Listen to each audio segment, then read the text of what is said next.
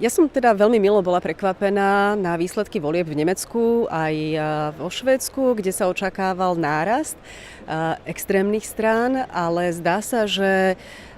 celkovo Únia má šancu ešte ďalej pokračovať bez toho, že by sa začala drobiť na jednotlivé členské štáty. Ja pevne dúfam, že tento trend bude zachovalý, ale o to sa musíme samozrejme pričiniť aj my v Európskom parlamente, aj Európska komisia, aby zbytočne neprichádzalo k rôznym nezhodám, aby tá Európska únia vydržala a aby naozaj slúžila svojmu účelu. To znamená, aby Európania, ľudia žijúci v Európe sa mali lepšie a aby sme mali zabezpečenú bezpečnosť pred vonkajšími hrozbami.